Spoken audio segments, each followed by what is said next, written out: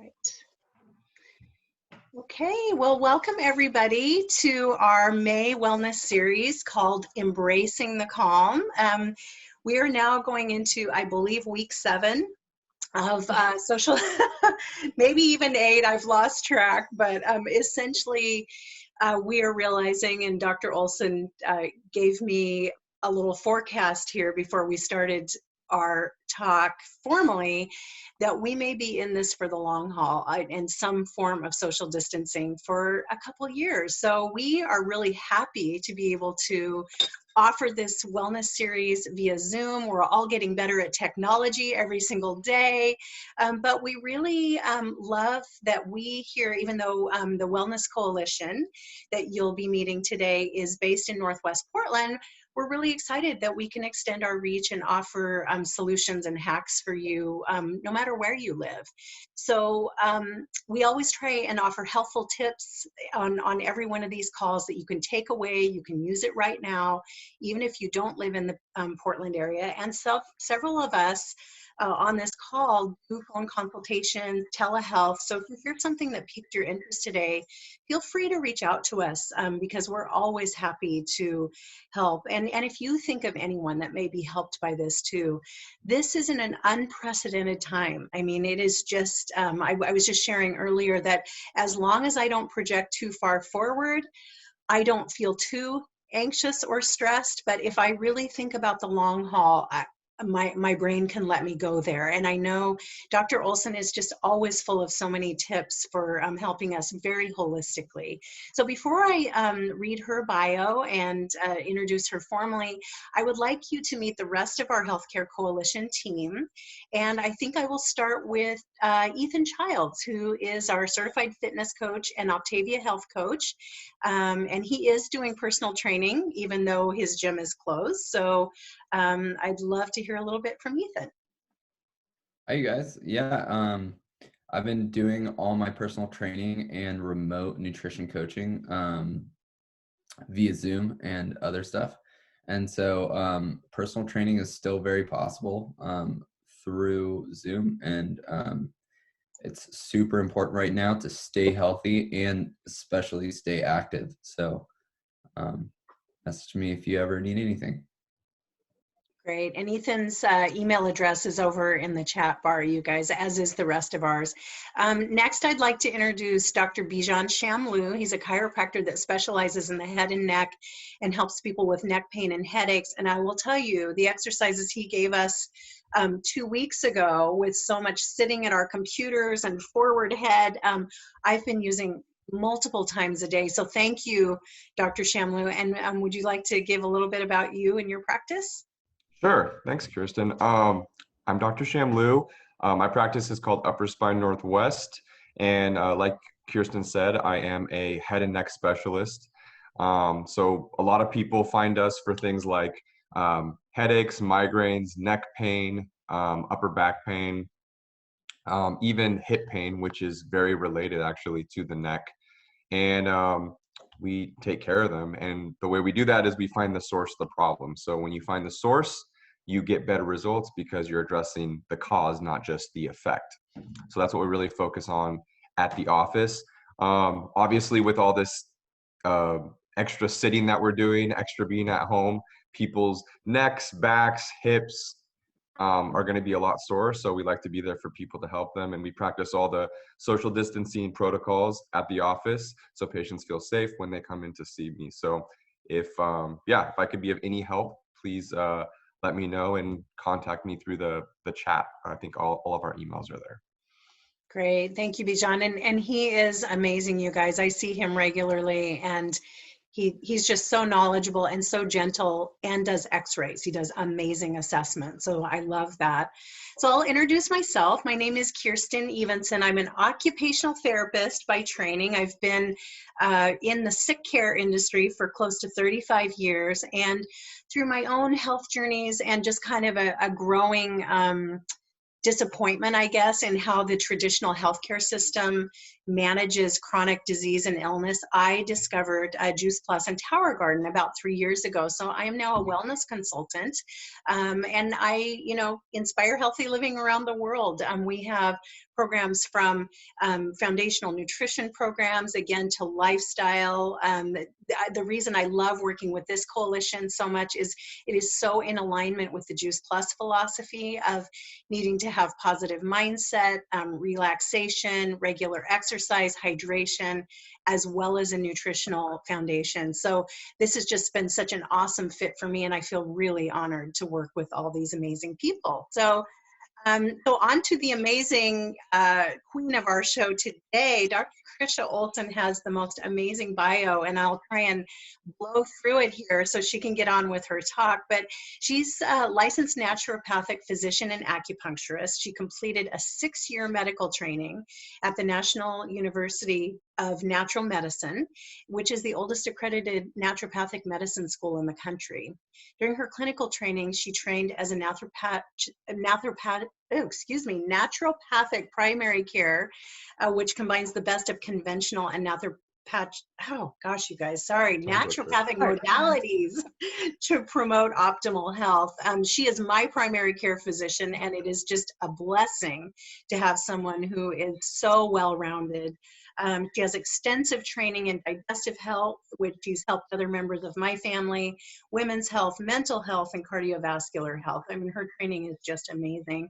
And in addition, as if that's not enough, she is also a licensed acupuncturist. So she utilizes a variety of natural modalities, including diet and lifestyle, which we will hear about today, and so many modalities. So when you see Dr. Krisha in her office, she has so many amazing offerings, but she also does telehealth, which has just been incredible during this time. So with that, Dr. Krisha, I will let you take it away and enlighten us with how to decrease our anxiety. Thank you. First, let me share my screen here. I want to share, I'm going to talk about amino acids and how they are relevant to your mental health. And so if everyone can see that, what we're looking at here is just a list. So let me back up, and like neurotransmitters are those those chemicals in our brain that cause our mood, our emotions, things like that. And so when it comes to anxiety, it's not all just about, like the stress and everything else. There is that really physical component as well. And so I wanted to highlight that today. And so if we look here, you can see that with anxiety in particular, it could be because of your dopamine levels. Dopamine is the amino acid that makes you feel good. But if it's too low, then you're going to have depression. And then for serotonin, so serotonin is that other really uplifting neurotransmitter. It's actually the one that is utilized a lot for antidepressants or SSRIs. Those are serotonin, selective serotonin reuptake inhibitors, which prevent the breakdown of serotonin. And if you have too much of serotonin, which actually, side note, serotonin is actually mostly created in your gut. So if your gut health is off, you can actually then have more depression, aggression, or on the reverse side, more anxiety. And that's actually what I see a lot in my with my patients, because I do so much digestive health. So if that's the case, right, then it's a matter of changing those serotonin levels. Same thing with norepinephrine. So norepinephrine is that main neurotransmitter that is adrenaline, right? So that's what we think of whenever we're thinking about, that stress response and that fight or flight, because norepinephrine or epinephrine, both of them get released. And again, that's just adrenaline. Your adrenal glands release that. And what happens though with chronic stress is that this is the one that's going to get depleted, because you're just constantly spitting out norepinephrine, epinephrine, right? So at some point, you're going to run out of those building blocks. And what I like to do then is put those building blocks back in. And so it really depends on which neurotransmitter is off balance. Sometimes it's more than one, sometimes it's just one particular one that we need to focus on. And the other ones I wanted to kind of bring up is GABA. So GABA actually is that neurotransmitter that is the blinders up. So it's the one that kind of tells you to calm the F down, to be honest. It's that neurotransmitter that's actually the main inhibitory neurotransmitter. So it's the one that puts everything on pause, right? So if you feel like you're like this, it might be because GABA is not high enough, right? You're not having that suppression, which means you're just kind of feeling like you got the jitters. That one actually also is really helpful for folks who are having difficulties concentrating, because again, right, it's like the blinders up.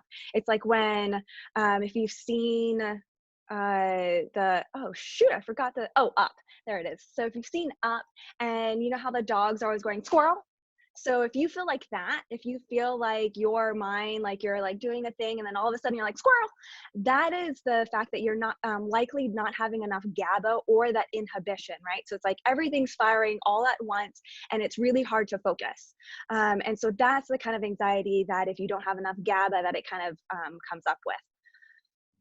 And then what I wanted to talk about, not that one, it's the same thing, is the pathways. And so this is what I utilize for patients, because I'll actually use a mood questionnaire first in order to find out which, so based off of just symptoms, which neurotransmitter is likely the lowest. That's actually a questionnaire that I got from the book The Mood Cure. So that is widely available and it's a great read. So if you're interested in learning more about that and maybe doing taking things into your own hands, then that Mood Cure book is a good starting place. Of course, if you'd like a little bit more assistance, I'm available as well, both for telemedicine as well as in person.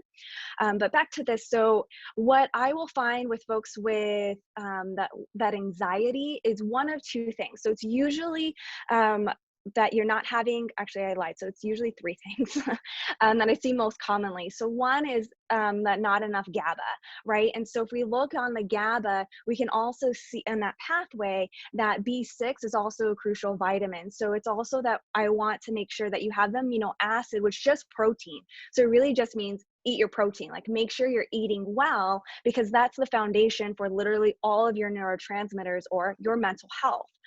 So if we're looking at, serotonin in particular, so say you have too much of the anxiety, so then what you might, because of too much serotonin, then we'll want to pull back on those foods that are rich in tryptophan. And most people know one of those foods that is really rich in tryptophan is turkey, right? You eat so much turkey, you get tired, because serotonin, if you look down that pathway, actually turns into melatonin, right? That hormone that tells you it's time for bed. Or if you have imbalances, right? So whether that's from your serotonin or from other places, this can actually be part of the issue with sleep or insomnia, right? Because you're not getting enough melatonin. But that's a whole different talk. So serotonin, though, also in order to go from tryptophan or turkey into serotonin, we need iron. So this is particularly important for women. A lot of women can have your iron deficiency anemia or low iron stores just because of periods, right? That monthly bleed then causes more of that iron depletion, which means you're not going to have the energy to go about doing normal things, as well as your mood is going to be impaired. So incredibly important to just get all of the labs done, which is what I'd like to do in office to make sure that it's not one of these other things. So vitamin D, also incredibly important in that pathway from tryptophan into serotonin. Vitamin D is also incredibly important right now during these viral times, because it actually decreases your likelihood of contracting the coronavirus. There's only one other supplement that has been shown to do that, which is vitamin C. Zinc works on a slightly different property, side note.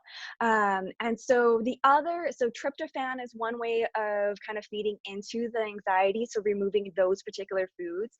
On the other side is the tyrosine, which feeds into dopamine, which then feeds into the norepinephrine, the adrenaline pathways.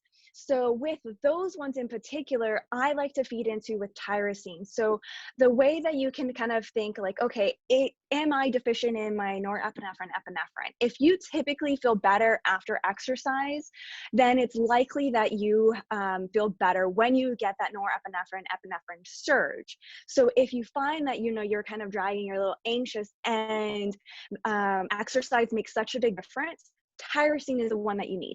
So tyrosine, right, feeds straight into that epinephrine pathway. And what's helpful to know about that is look at all the cofactors. So, right, I can give you tyrosine, but if you are low on iron, or if you're low on your B vitamins, or even vitamin C, it's not going to funnel down into the one that we need. If you also look on there between norepinephrine and epinephrine, right on here, you can see that cortisol also plays an important role. Cortisol is that stress hormone. So, right, this is where if you have a lot of stress, it's continuing to pull into that epinephrine pathway. And so you're not actually going to have enough of the norepinephrine feeding more into the epinephrine pathway.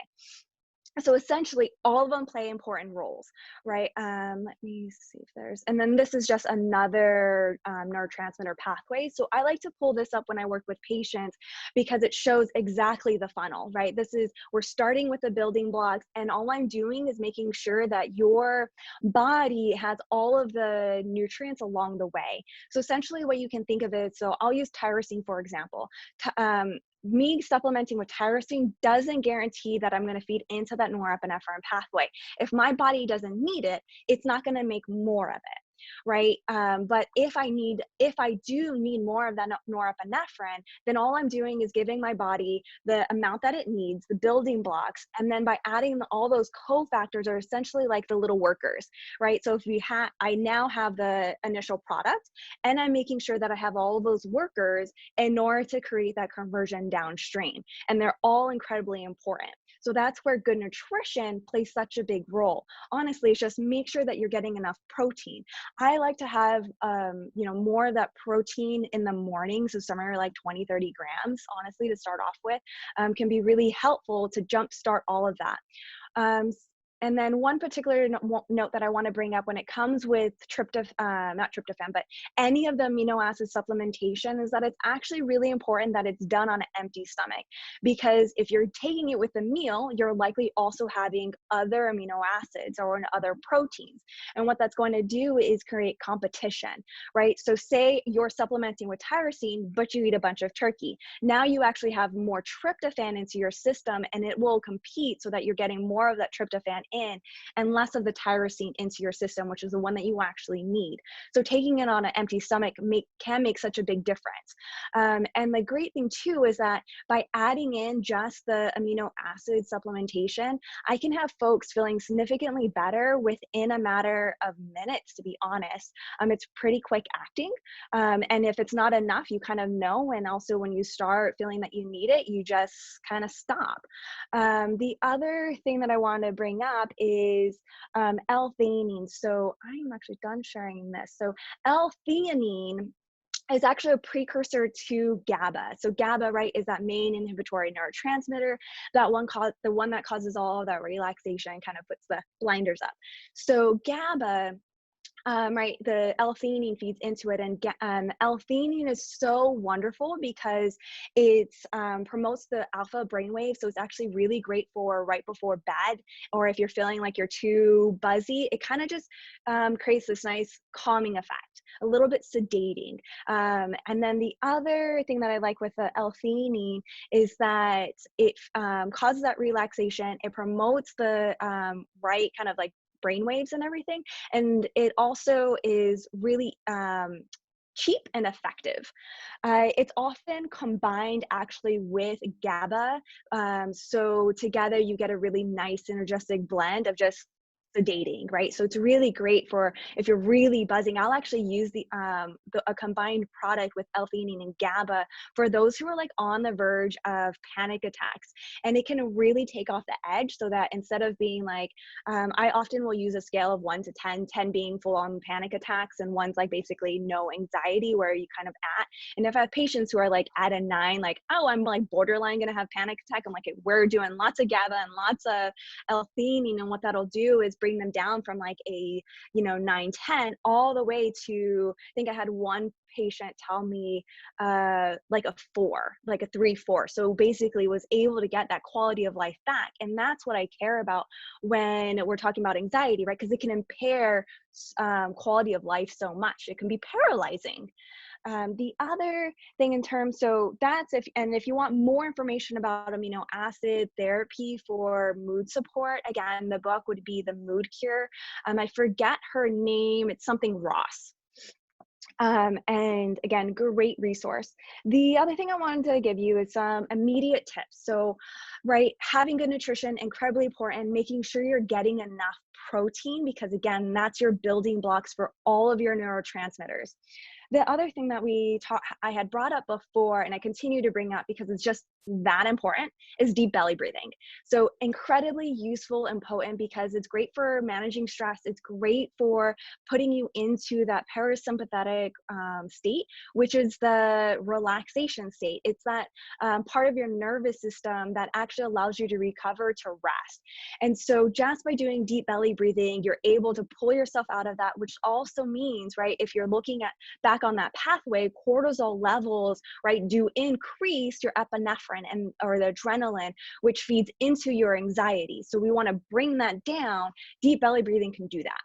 And if you pair it with yoga, even better. If you do it with meditation, even better. Those are some great exercises that you can do. So I love yoga because it incorporates that movement and mindfulness component. I love meditation because honestly, no matter what kind of meditation you do, it has been shown to be beneficial for the brain. So it doesn't even matter what kind of meditation you're doing, just that you're doing something. Even if it's literally just like laying on the floor, focusing on your deep belly breathing, you're doing something great for your health.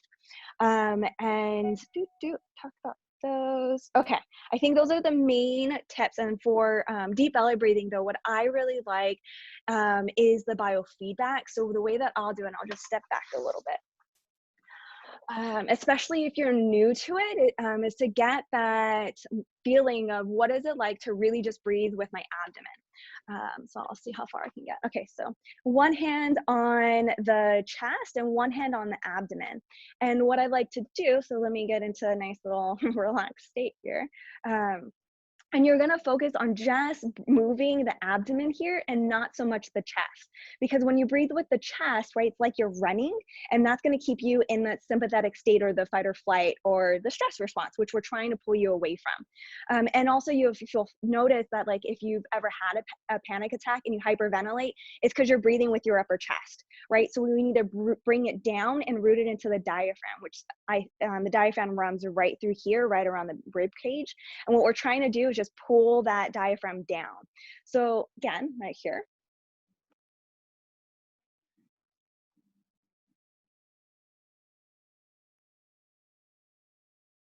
And my belt's a little bit restricting, but you can see that really is just moving here and not so much here. We'll often have patients, especially when they're just starting, that they're still moving the chest just a little bit. And that's just because you don't, like, having done it enough to really get that body awareness. And so it just comes with practice. I'm at the point where really I don't need to do the hands. I know, right, how to utilize that deep belly breathing to utilize my diaphragm. But I still kind of like it because it's fantastic. Just to demonstrate and make sure, like, okay, I am breathing with my abdomen using that diaphragm. And I'll also feel it in people's pulses. If it's stuck there, you can have a little bit more of anxiety, and it's more like a choking or like suffocating kind of feeling, because everything's upwards. And what we want to do again, right, is bring down the energy down. So sometimes I'll also use acupuncture. Actually, I use acupuncture a lot for anxiety.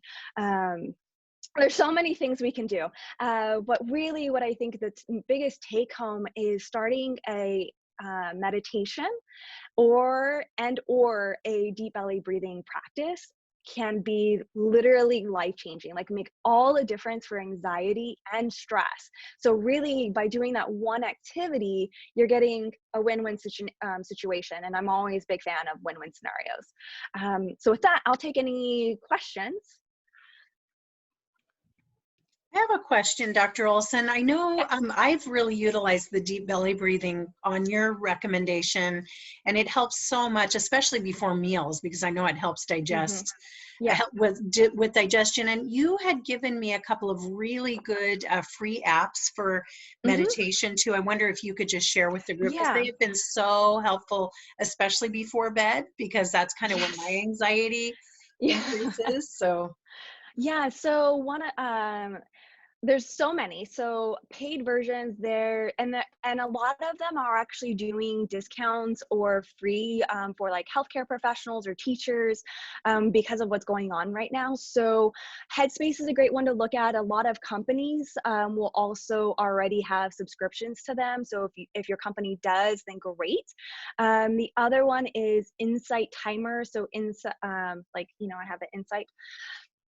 And that one also has so let me step back. What I like about the Headspace app is that they have SOSs. So SOS is a short meditation, like 2 or 3 minutes for you to just do a quick reset. So I like that one. The Insight Timer is really great if you don't really care too much about other like voices and things like that, and you want to do a little bit more unguided. The first one, Insight, SIGHT. The other one is Calm. So Calm is also a really great one. They have a paid and free version, both guided and unguided. There's also, let's see, then YouTube has a ton of meditations available. I have a question, Dr. Olsen. Yep. A lot of my patients a lot of people in general have been sleeping a lot more and not really keeping any kind of sleep schedule because maybe they go to bed later or maybe they don't have anything pressing in the morning. Is there a link between too much sleep and like depression, for example? Yeah, so with that, I think it probably has to do partly with vitamin D levels because it's not right. You end up not going into like activity in the movement. I'm not exactly 100% certain what the pathway, the mechanism is, but I have seen that in office as well, where like if you're just too lethargic.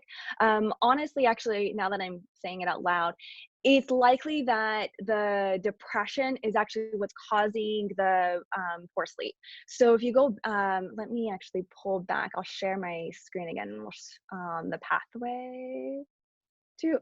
So if we look at this one right here, right? So we have lethargy. So it's like GABA, right? So if you're too much GABA, you're going to be lethargic, right? So, or you have the depression. I see that so often where depression and fatigue are tied in together.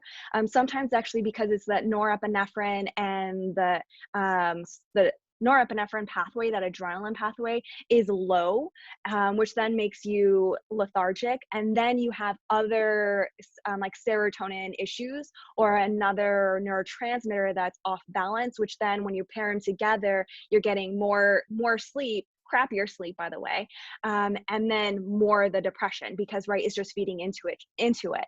And then you take into account, like if you're sleeping more of the time, you're not eating well, right? Which then feeds more into that problem. Right. Thank you. Any other questions? As you can see, Dr. Olsen is so knowledgeable and she's just full of resources and knowledge. But you can definitely reach out to her via email that she's got posted here. And this series is going to continue. So we're just really excited to have new faces, familiar faces on every week. And we do record this. So if there's anybody you have thought of during this call that you feel could benefit from this talk, we can absolutely get you a recording of the call. And you can tune in next Wednesday at 9 o'clock. And I am going to be presenting next week on the power of nutrition, which Dr. Krisha touched on this morning, but also ways to reduce your anxiety just through growing your own food, through preparing really nutritious whole food, which we know is so key during these times for not only anxiety, but for immune system. So I thank you all for joining us this morning, and Yeah. I will stop the recording.